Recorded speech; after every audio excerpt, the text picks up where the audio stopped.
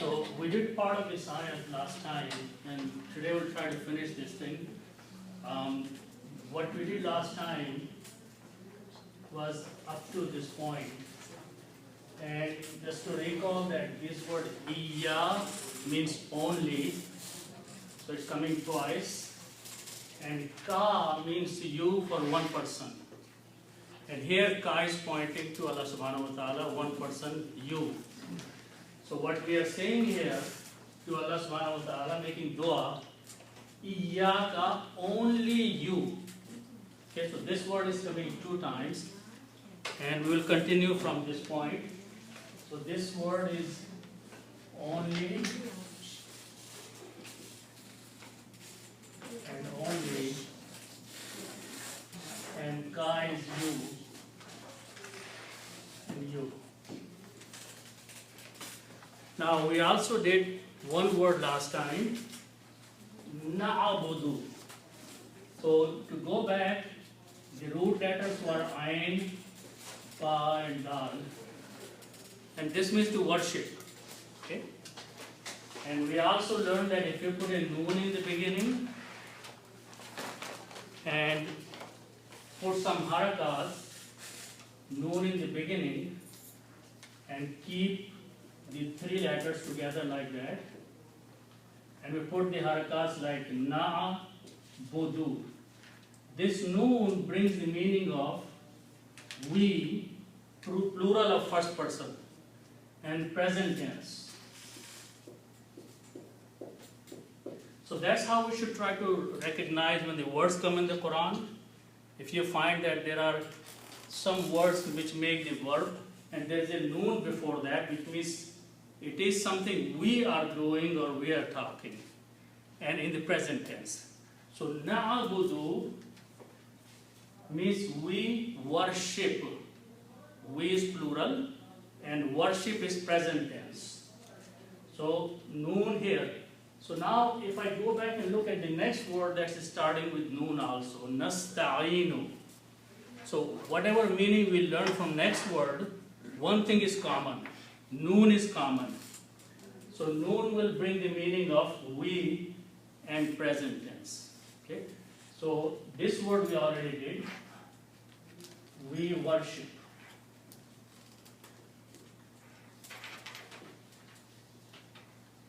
We worship only you. Iyyaka na'budu, we are saying to Allah subhanahu wa ta'ala, only it is you who we worship.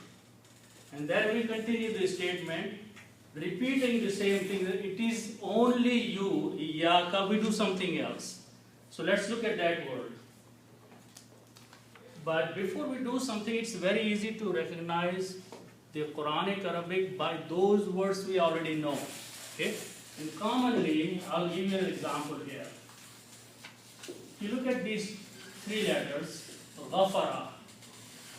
Most of us know ghafara means to forgive. When we say Allah is ghafoor, means He is the one who forgives. So ghafara means to forgive. Okay? And these are 3 letters. All the words in Arabic start with 3 letters. Basic 3 letters, ghafara means to forgive.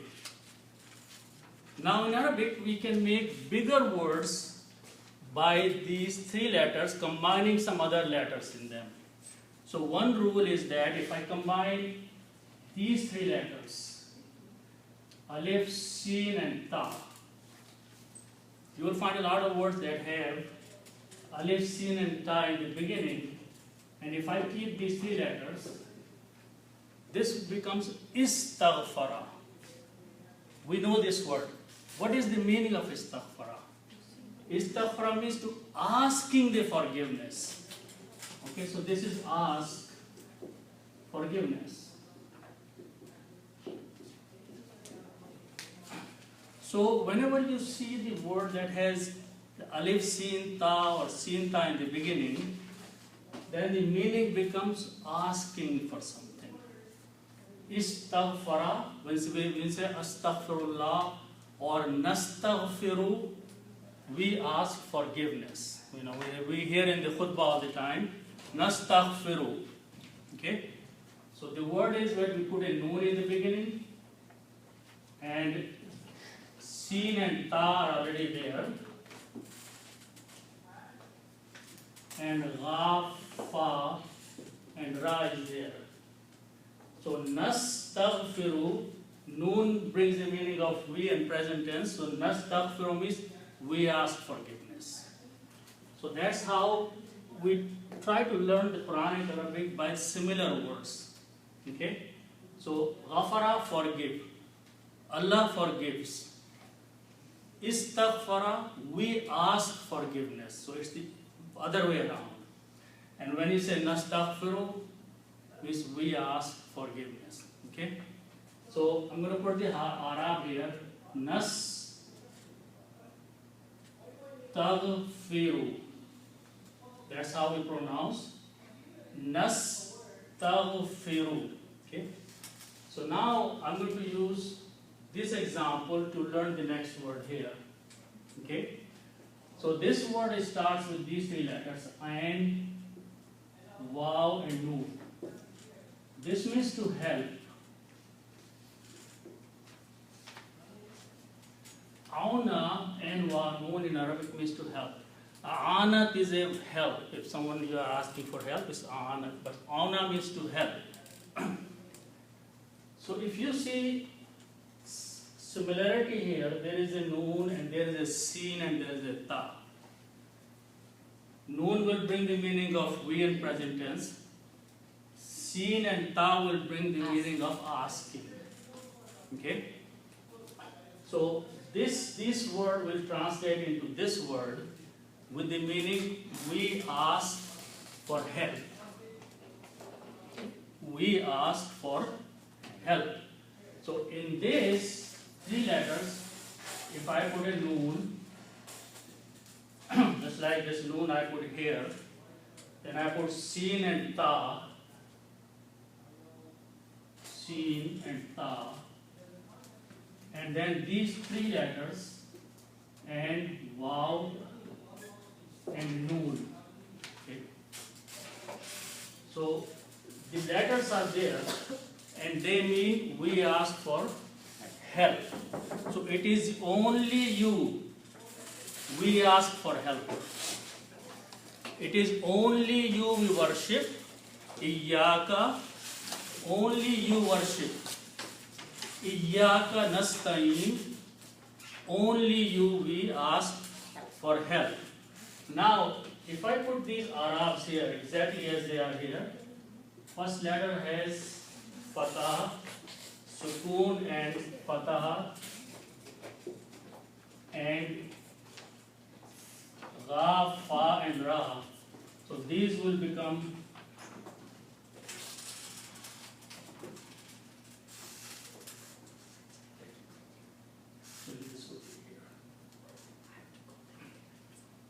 in Arabic, whenever you see a waw with a kasra, it changes to the sound of ya, because waw doesn't go with kasra.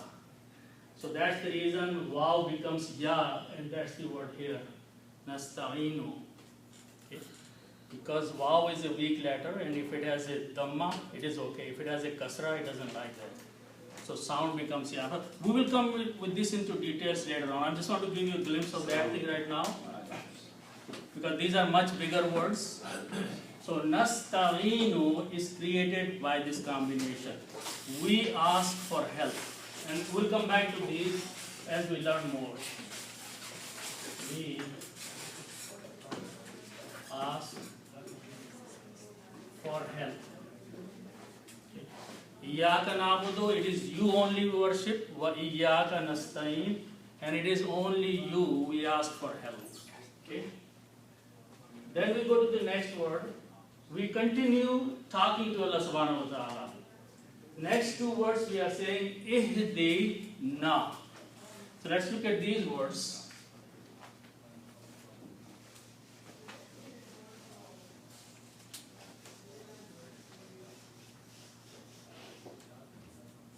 So these letters are the beginning point, ha, dal and ya.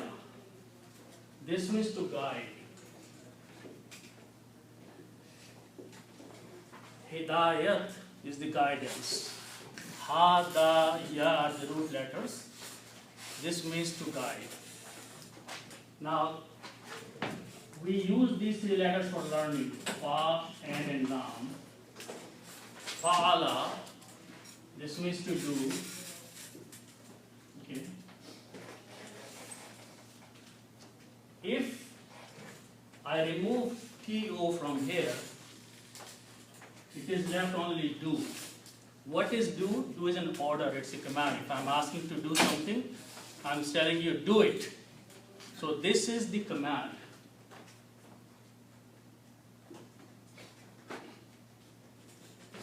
Now, as I mentioned, in Arabic, the commands are of three different kinds. If you are talking to someone who is of a higher status, then command becomes dua, a request. If you are saying something to Allah subhanahu wa ta'ala, you are not telling Allah to do something, but you are begging, requesting, and asking. If you are telling someone of the equal status, then command is a suggestion, it is advice. If you are talking to someone lower, like a child, then a command is an order. Okay? So depending on the status, command, Arabic word is command. But when it is being used for Allah subhanahu wa ta'ala, command is a request, is a dua. Okay? So when we say to Allah, do, we are not telling him to do something, we are not ordering him to do something, but actually we are begging, we are asking, we are making a dua. So whenever in Arabic grammar command comes, it has to be taken according to who you are talking to. Okay? So here we are talking to Allah subhanahu wa ta'ala, and we are saying do. In English, do means order, but in the Quranic Arabic language, talking to someone of the higher status, this is a dua. Okay? So fa'ala is to do. And if I put an alif here in the beginning with a kasra and combine these three letters with this thing, if al, that's how.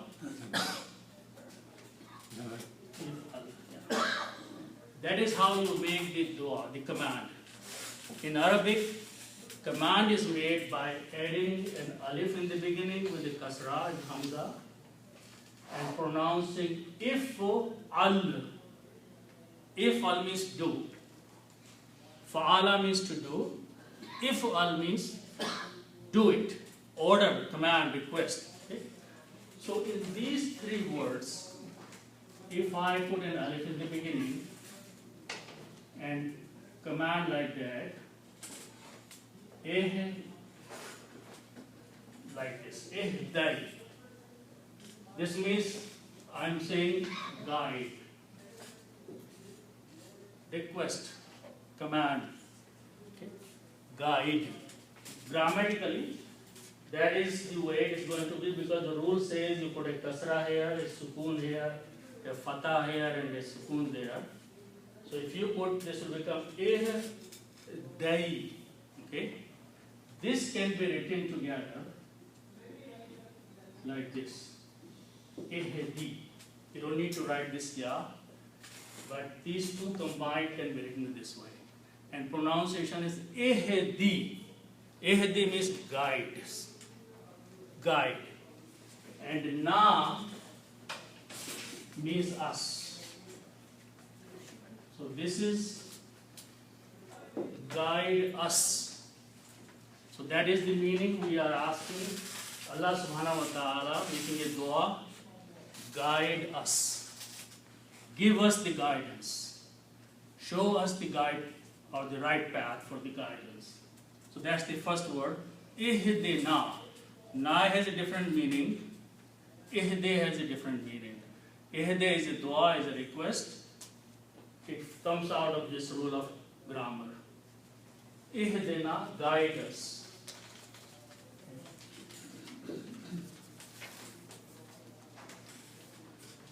Okay. Then after that, we are being more specific to Allah subhanahu wa ta'ala we want to say what kind of guidance we want. What kind of guidance we request. Ihdina. So the next word is start with these three letters, Swad, Ra, and Ta. Swad, Ra, and Ta are the root letters, and it means to walk, to a path, to take a path. But Siratun means a path or a way. So Sarata would, I'm not writing the meaning because we actually need this word. Sarata will have many meanings. One of them is to take a path, to go somewhere in some direction. But Sirat is a noun. Siratun means a path that you walk, a road that you walk on is called Siratun. Okay? Now, if I put an al, which we have been learning, al brings the meaning of the specific path. Now we are choosing the path. We are not saying guide to us to any path, but now we are focusing to some path. Okay, and there will be much more focus on that, this word.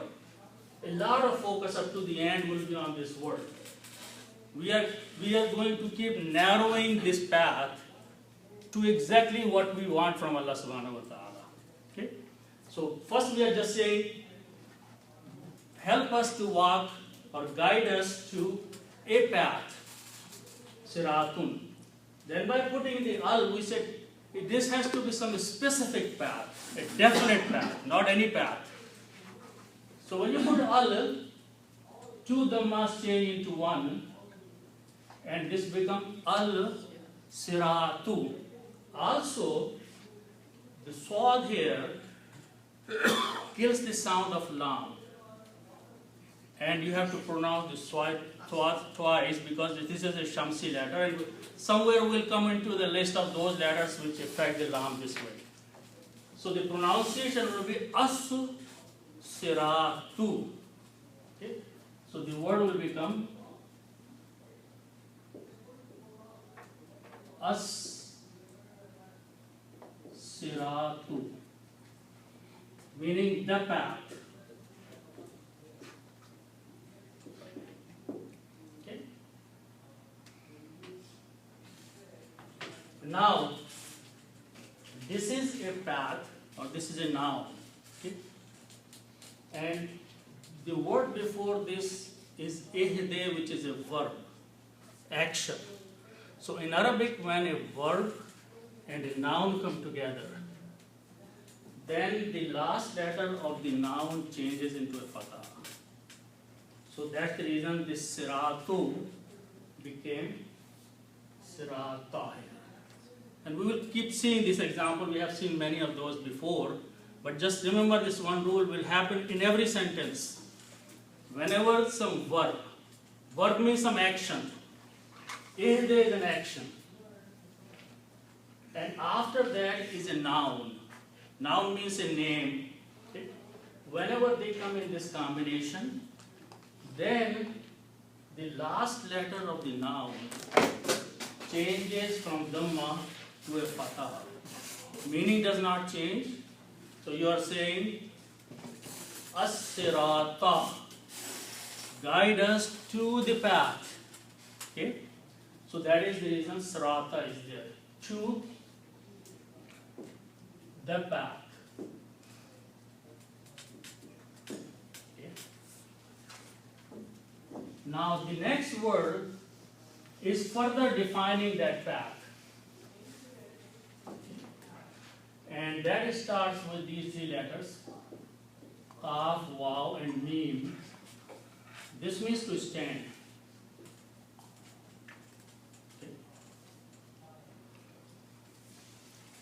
Qama, when we stand for the prayer, is from the same letters. Standing up for the prayer, Qama. Qaum, Qaf, Waw, Mim means to stand up. This also means nation, but there are many meanings. But one of the meanings is to stand up. Okay?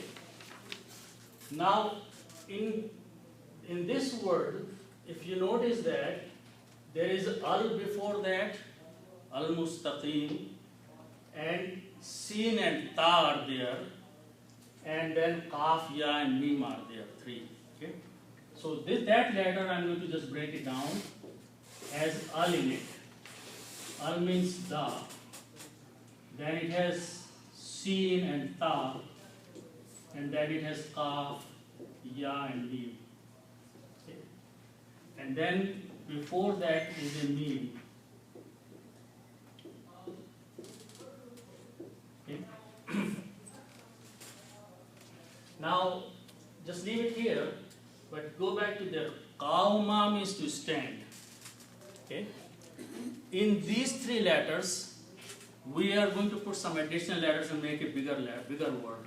And if I'm going to put alif, sin, and ta in these three letters, it will become istiqama. Istiqama means to be straight, to stand very straight. The meaning, flavor of the meaning changes. Qama means to stand, and by putting ist, it becomes standing very straight. Okay? So the meaning of straight has come into the picture. Okay? So the mustaqim is the word, something which is taking us to a very, very straight path. So we are asking about the path, and then we are talking about the path where we can stand straight. We don't go here or there. Because when you are walking on a path, the chances are that you can take sidewalks. You can go sideways. You can lose the straight path. You can get off the street. We are asking Allah subhanahu wa ta'ala that in this journey where we are walking, help us to walk straight, standing firm. Not anything that can deviate us or take us here or there. You have question? All those things included in there. Steadfast, straight, and clear. Okay, and not only that, we are going to ask more when in this ayat, in the next ayat, we are going to ask Allah subhanahu wa ta'ala that we want to give another definition of this path. So we ask for a path first, and then we said no, it has to be the path. And then we said what kind of path or what kind of a street this is that we want. And that is the street that has to be very straight. No deviation in that. Nothing that can take us here or there without Allah's help. Because we are saying the word nasta'in here. We are asking the help of Allah subhanahu wa ta'ala to walk on the path which is straight. So in one word we claim that we worship you, and then after that we started asking. The very first thing we asked for a path, then a straight path, and then we are going to further ask more things about that path. So this is basically from the time we are born to the time we leave this world, we are begging Allah subhanahu wa ta'ala many times every day that path, that particular path should be our path. Any other path, we are done. Okay? So this is just continuing making the dua. Okay? So this is, for now I'm just going to write down this straight.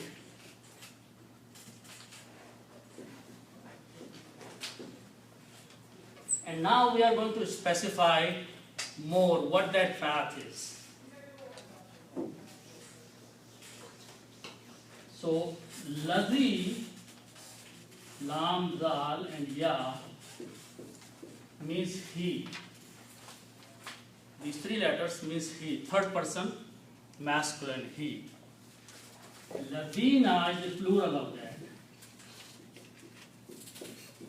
Lazina means those. Plural, those people. And now we are going to put al before that. So this becomes some special group of people. Okay? Alladina, now we are talking about some special group of people. Not any group of people, but there are some people we are going to talk about. Now in the Quran, a lot of places you will see this word al-ladina coming. Pay attention that after al-lazina, there will be a definition of those who those are. For example, Ya ayyuhalladina, O those amanu, who believed. So there is a definition of al-lazina. So al-lazina, whenever it comes in the Quran, after that there will be a definition. So here we are talking about al-ladina, those people. Sirat al-lazina, path of those people. Yes, we are making dua to Allah subhanahu wa ta'ala that what is that path? The path that we are asking, mustaqim, what is that path? That path is the path of those people, some people. Okay? So those people.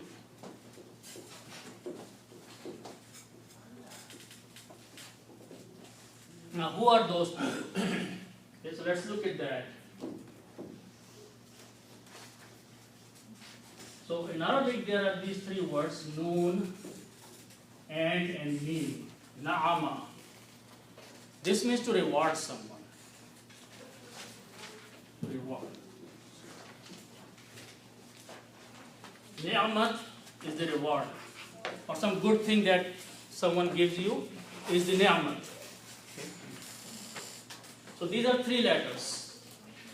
And whenever we say that there are three letters, there is a category of the word where three letters belong. We call them fa'ala. Whenever you see the three letters, the classification is that they belong to a category of words, and the title of that category is fa'ala. It's called bab also, fa'ala. If I make bigger words, adding more letters, I'm going to do this one. I'm going to add one alif here. One alif in the beginning, so this will become 4 letters. An'ama. This is na'ama, this is an'ama. Meaning changes. In Arabic we start with 3 letters and keep adding letters, and the meaning, flavor and meaning keeps, different words keep coming. So an'ama is to favor. To favor someone, to do some favor. Okay.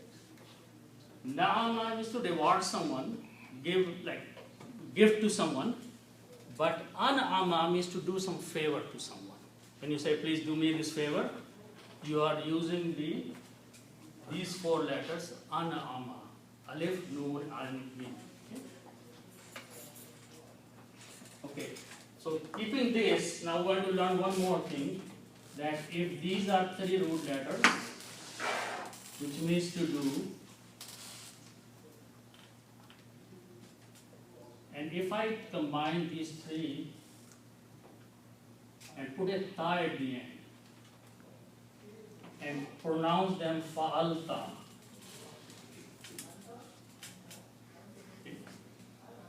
fa'alta means you did.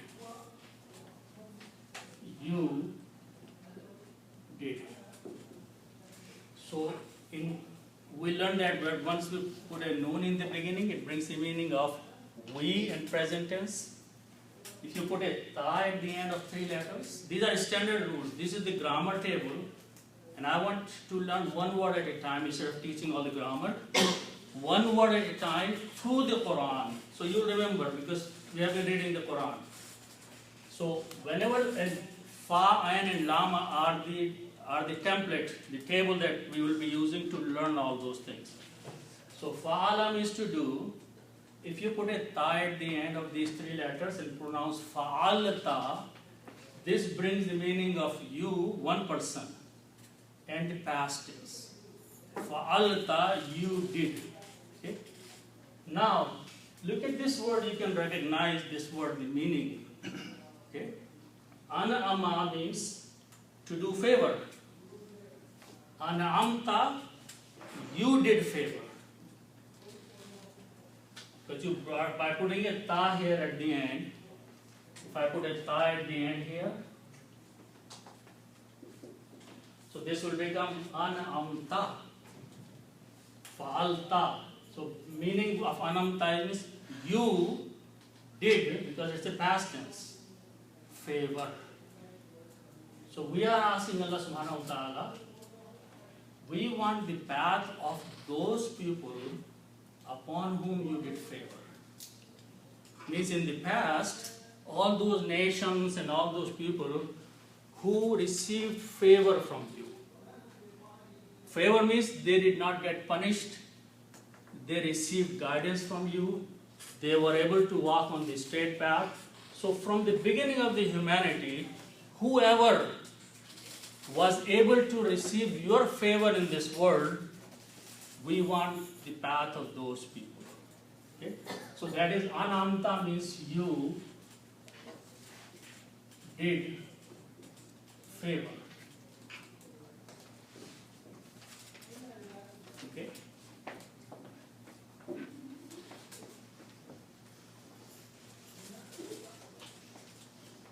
So the next word is made of two parts, and actually just write down separately. Allah plus whom. Allah means upon,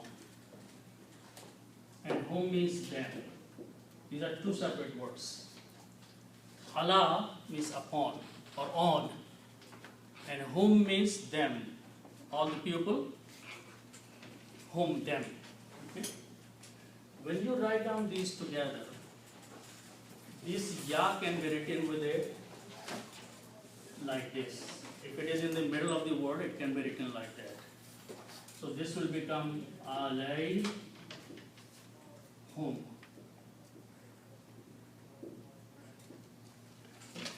So I'm combining these like this. Okay. Alayhum. This is the word whom. Okay. So meaning will be upon them. Okay. Now in the pronunciation, we are pronouncing lay. So we are pronouncing a ya here. So we also pronounce this ha with a kasra here. We just, for the ease of the pronunciation, we pronounce this kasra. Originally the word was dhamma here, home. In many other places you will see home, but here it is him. It is only because this is a ya and it's easy pronounced two yas and kasras together. Him, alayhim. Instead of alayhum, alayhim. Ease of pronunciation. Easing tajweed. Ease in making the sound of from the mouth. So in Arabic in the tajweed, those changes are permissible and allowed. So alayhim means upon them. That's the word here. Upon them. And again this word is upon them here.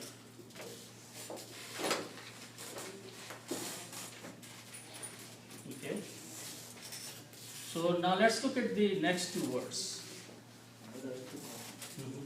At that time, you have a many tribes. You had their own colloquial language, so and their own way to pronunciation of the word. So, how do we generate that they will pronounce for the if it's easy to pronounce? They change this. But so this is only Arabic. The people who lived in the Arabia around Makkah, this is their language. So, however they spoke, the Quran was revealed in their language.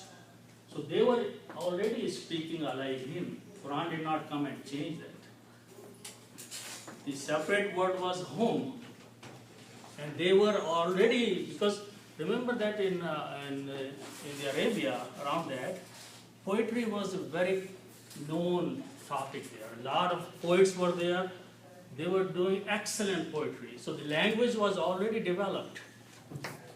Quran did not develop the language. It came in the language they were speaking. So they were already speaking alayhim. Because over a period of time, they have made the speech more smooth and more rhythmic.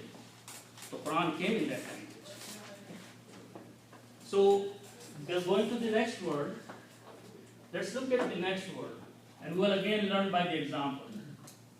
Next word we want to learn is ghain, da, and ba. The meaning is this: to be angry.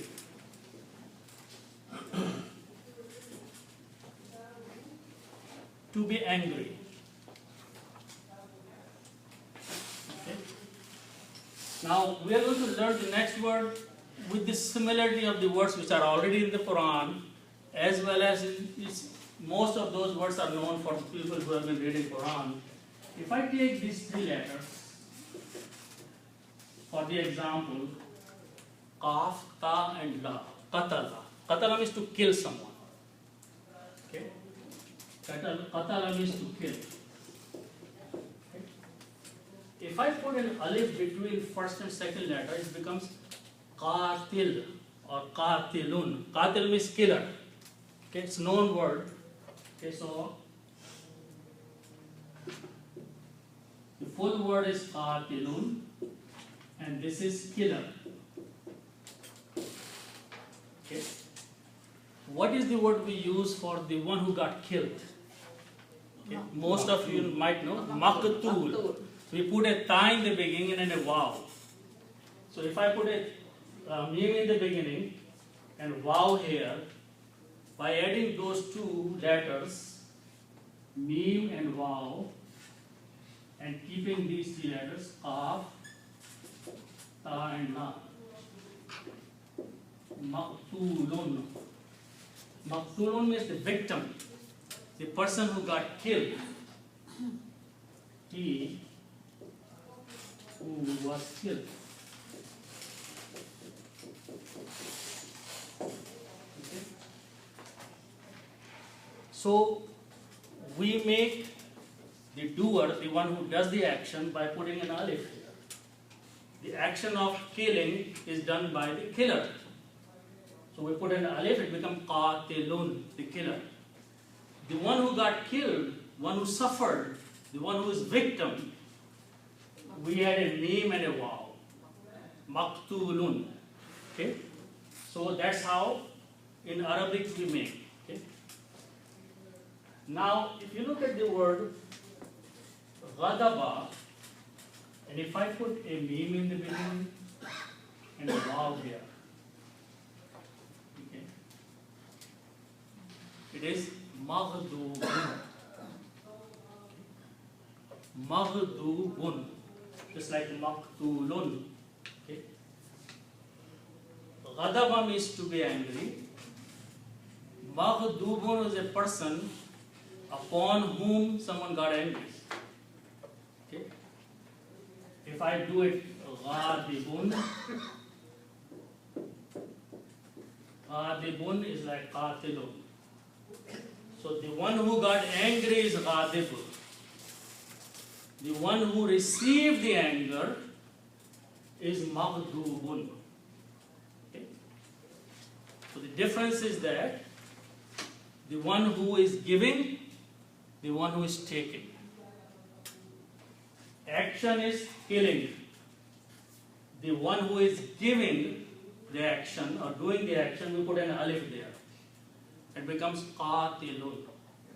The one who is receiving, you put a meme and a waw. Maqtulun. The one who received the action of killing is maqtul. So ghadaba means to be angry.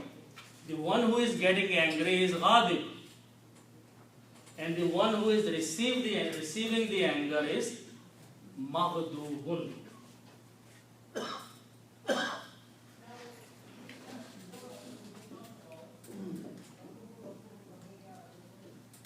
Okay?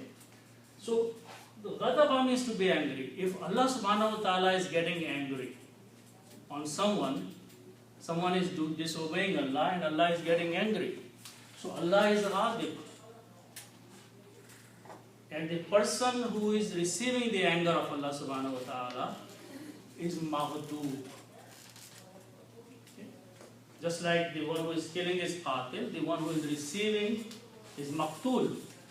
So what we are saying to Allah subhanahu wa ta'ala, that if your anger came and you were ghadib, there were some people who were maghdub, those who received your anger. Okay? So that's, let us put al before that. Al. Al means thou. Okay? And when we put al, we remove one dhamma, so it becomes al-maghdubu. Al-maghdubu means the one who received the anger. The one you were angry upon. Maghdub. Okay? Victim. Receiving the person. Okay? So now, ghair means not. Ghair means someone outsider or not. Okay? So what we are saying that not those who received your anger. We want to walk on the path. You did favor upon those people. You did your favor, but it was possible that at some other time you got angry on them. But we are saying to Allah, we also want the path of those people. You were never angry. Okay? Ghadaba in the Quran, or Maghdub or Ghadib, came many, many times. And it mostly came when Allah subhanahu wa ta'ala destroyed those people who disobeyed and did not accept the messenger's messages. Ghadab of Allah subhanahu wa ta'ala came upon the people who were destroyed.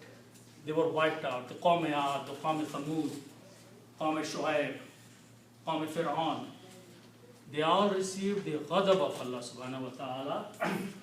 They all were maghdub. They all received the anger of Allah subhanahu wa ta'ala. What we are making dua, we don't want the path of those people. So save us from being among the, or walking on the path of those people who received your anger. So we don't want. Ghair means don't want. We don't want the victims of that path who were destroyed. So that is the meaning of ghairil maghdubi. Okay, now again, ghair is a noun, and we learned before that when you combine two nouns, the second noun changes kasra from a dhamma. So maghdubo will become maghdubi. Okay, this rule is, I will keep repeating it, so we'll very soon have the understanding that why the last letter sound changes. Always the words before have the effect on the word after, and by certain combinations the sound of the last letter changes.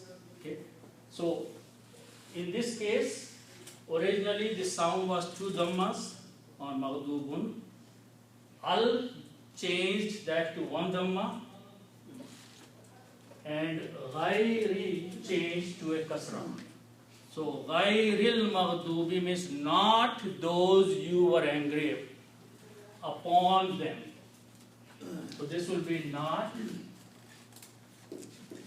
who received your anger.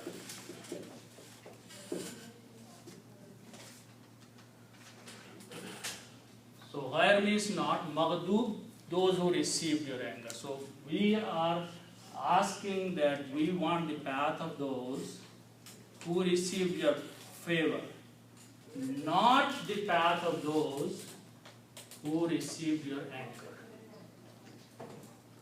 Okay? Yeah. So that you said that fire is also noun Yeah. and also noun. So you took the ra kasra, you took that, that's why you took the. No, when you remember we did in the beginning kitabun and Allahu. So book, Allah. We put it off in between. So Oh, I see. After then Allahu became Allahi. Okay? So that rule applies here. applies here. So Maghdubo becomes Maghdubi. Okay, so you have a question? Okay, 2 words. Yes. Okay, so It's half a then jar, wow, jar, half a jar, yeah, it's half a jar here. which one? The Mahbub is half a jar, jar is a lot. No, not because of the judge, because mudaf mudaf, combining the two nouns. But when this thing, wow means and the la means not. And not. When you have in English these 2 words together, you can write down as a nor. And not in English can be written down as nor. Neither this nor that. So this can be translated as nor. Okay. Nor the path of some other group. And who are those group? Ad-Dallin. Okay? So this comes with these letters Dal, Lam, and Lam. Dal, La, La. This means to go astray. Dalalat or Dalla means to go astray from the straight path. Okay? So some people went on the wrong path, but they were not destroyed. But those who were destroyed were Maghdub. Those who went to the wrong path, they thought they are on the right path. Those are Dallin. Okay? So noun from this is Dallun. He who went astray. If one person has gone on the wrong path, is Dallun. Okay? And Dallina is the plural of that. Those who went astray. Those who lost their path. Those who thought that they are doing right things in their minds, but they are on the wrong direction. They did not disobey knowingly or challenge Allah subhanahu wa ta'ala knowingly, because those people who challenged Allah knowingly, they were destroyed. They were maghdub. But those who sincerely went in the wrong direction and did not realize, those were dhalin. So they are those who went astray. So that is the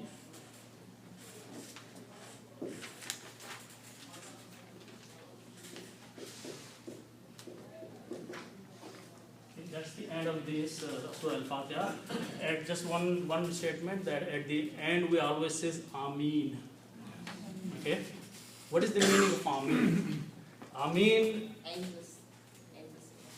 but there is more there description. Ameen is originally a Hebrew word. It has come in the Torah, it has come in the Bible, and it is used by the Muslims. Ameen means let it be so. Let it be so. Means whatever we said, let it be that way. We made so much dua here in this Surah Al-Fatiha, and at the end we are saying, let it be the way we want. That's the meaning of Ameen. Let it be so. Similarly. But it's not part of the motion. No, it's not part. It's because Prophet ﷺ said that, and it is said after that. And also in Hebrew and Christianity, they also say Ameen after they make dua. But we say in Surah Al-Fatiha at the end, let it be so. That's the exactly meaning. It's originally Hebrew and some Aramaic word, but it is used in Arabic also. Okay? So inshallah we'll stop here, and next time we'll start from Surah An-Nas, and then we'll move upward from there. Next Sunday no class. And the next Sunday there's no class, but after that, inshallah. Please sign up.